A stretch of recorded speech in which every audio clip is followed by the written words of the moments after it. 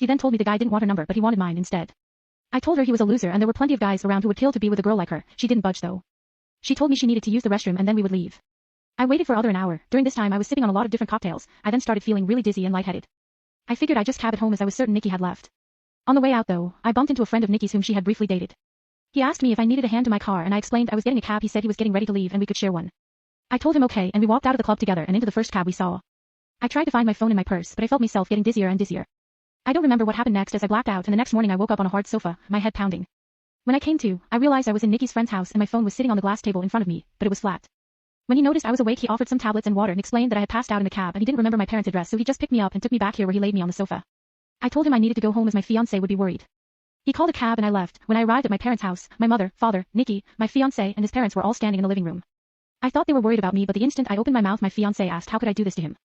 I tried to explain that my phone went flat but he then went on screaming about how could I cheat on him.